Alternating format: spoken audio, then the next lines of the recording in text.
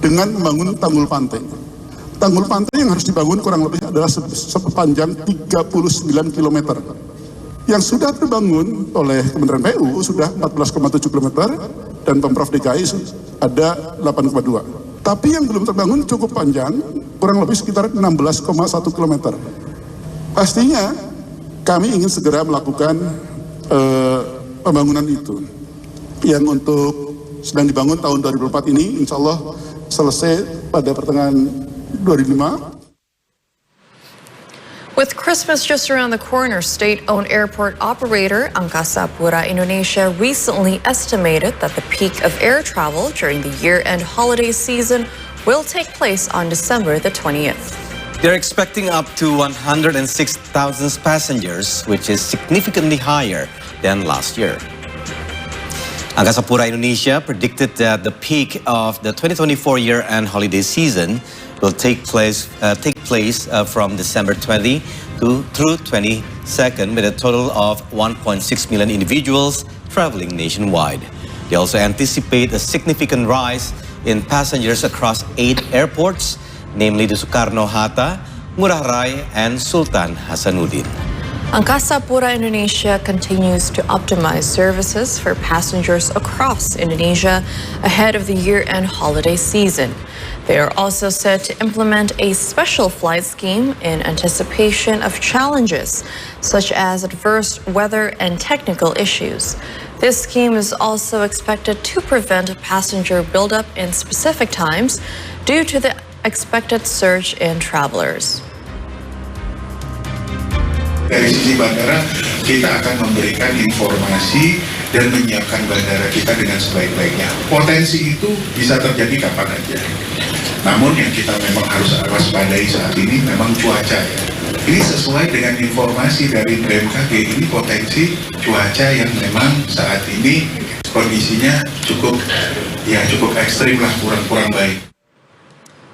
Indonesian Coordinating Minister for Infrastructure and Regional Development Agus Harimurti Yudhoyono, along with Transportation Minister Dudi Purwagandi, visited the Tirto Nadi bus terminal in Solo, Central Java on December 17. This was to ensure that all vehicles, facilities, and infrastructure at the terminal are ready for passengers for their safe travels ahead of the year-end holiday season.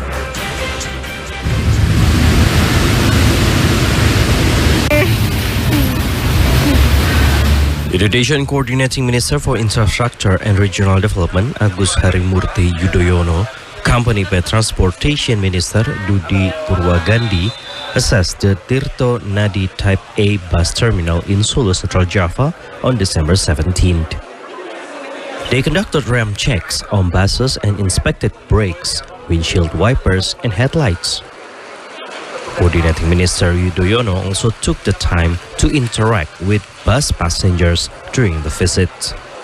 According to him, Central Java is a densely populated province with over 37 million residents spread across 35 regencies and cities.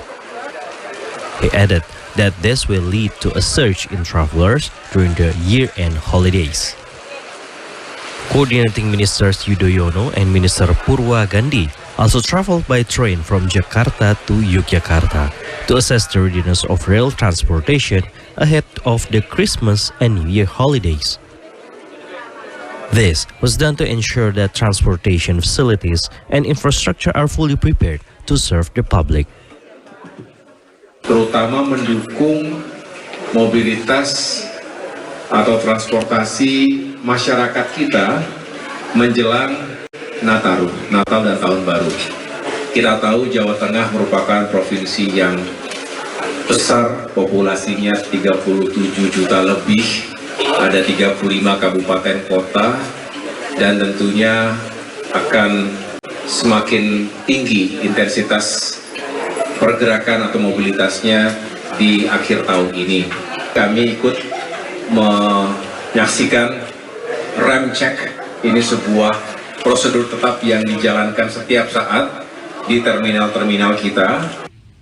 Additionally, the two ministers urged all road users to remain extra cautious since the year-end holidays often involve rainy weather and strong winds in certain areas. Several locations are also prone to landslides or floods. Therefore, both ministers advised the public to make necessary preparations and remain alert. See Today contributor reporting from Solo Central Java.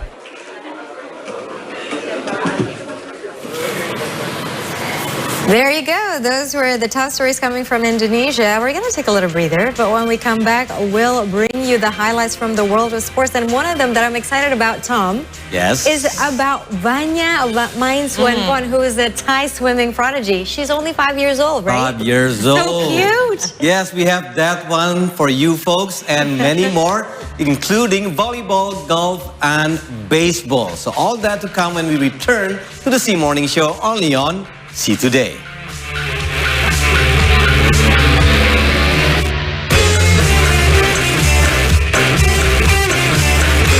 Isu-isu sustainability ini dalam konteks bagaimana kita peduli kepada bumi, bagaimana mengelola yang terbuang dapat menjadi manfaat.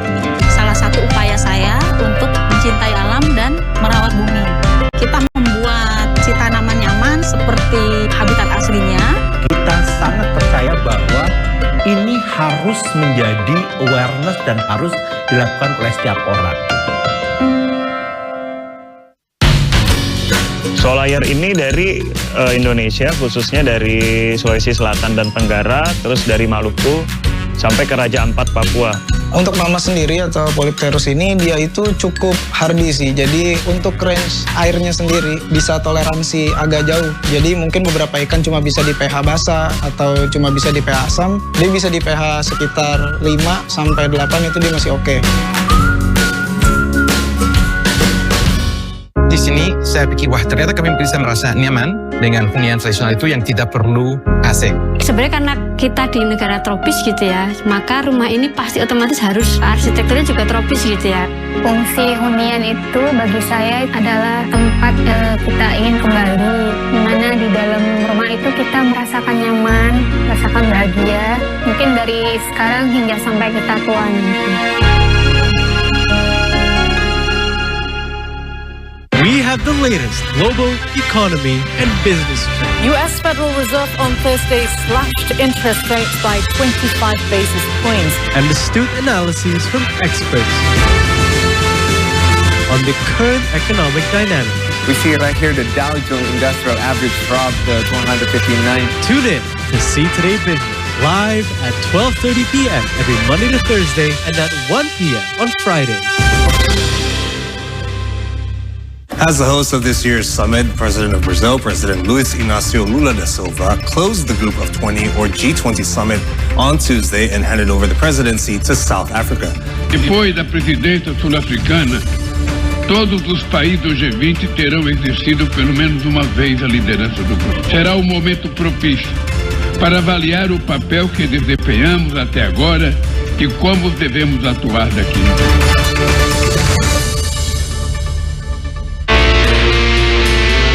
Sudah sepantasnya kau lakukan bila itu semua telah terjadi.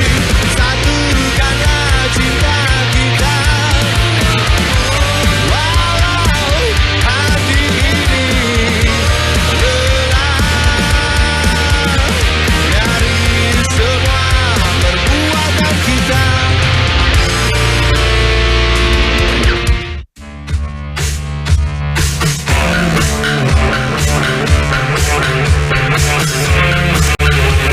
Hello and welcome back. Time for sports news of the day. The Jakarta Student Baseball Tournament has returned this year with 12 schools competing in 3 different categories from elementary to junior high school levels. The second edition of the Jakarta Student Tournament is taking place at the GBK Softball Stadium in Central Jakarta from December 16 to 20.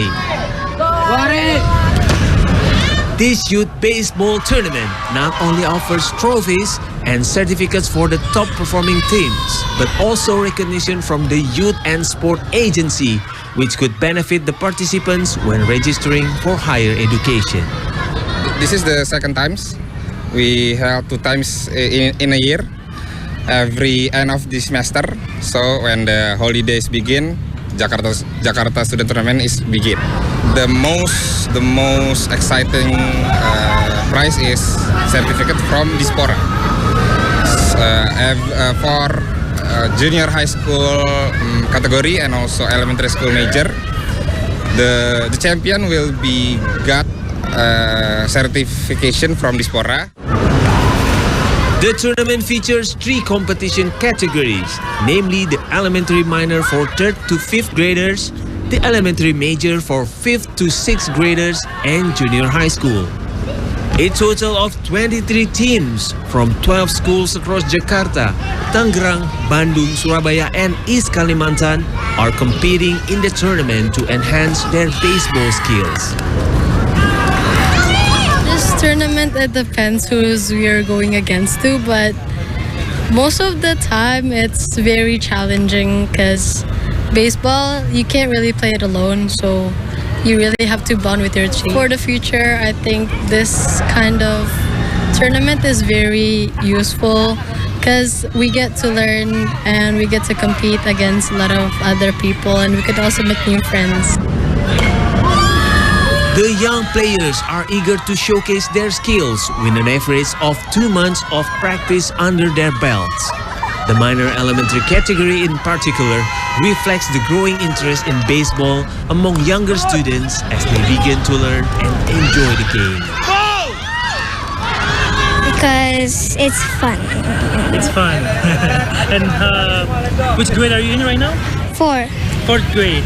Okay. And do you want to become a baseball player later? Yes. Is that why you actually want to play this tournament? Yes. Oh. The return of this tournament highlights the passion for baseball in Indonesia as well as platform to discover emerging talent for the future of the sport in the country. This Jakarta Student Tournament surely gives a lift for the baseball environment for the youngsters, and also to boost the baseball environment for the youngsters, because from these 3 categories they compete with themselves and also with other teams to prove they are worthy to become a champion for this tournament. And also for the champion, they actually have a privilege and also got a certificate to go for the better future for the in baseball environment, which they got certification from Dispora to go to the provincial, national level, or even go to the pro level for this baseball environment and also baseball athlete. And this also align with the vision of the government, which to create the 2045 Indonesia Golden Generation. Reski Anasto and Andri Saputra for C Today. The new season of the Pro Liga Volleyball League will start on January the 3rd, 2025 with 5 men's club as well as 7 women's team. There has been little to no change from the previous season, as the league allows clubs to field 2 foreign players. The premier volleyball competition of Indonesia is set to start on January the 3rd, and this was confirmed during a press conference in Jakarta on Tuesday afternoon. The men's division will include 5 clubs, including Samator, which was absent from last year's competition. Meanwhile, Stinbin and Pertamina will miss the upcoming league. And over on the women's division, 7 teams will battle to be the best, including the Jogja Balkans. Not much have changed in terms of regulation, as clubs are still allowed to field 2 foreign players. Additionally, both foreign players are now allowed to be substituted if necessary.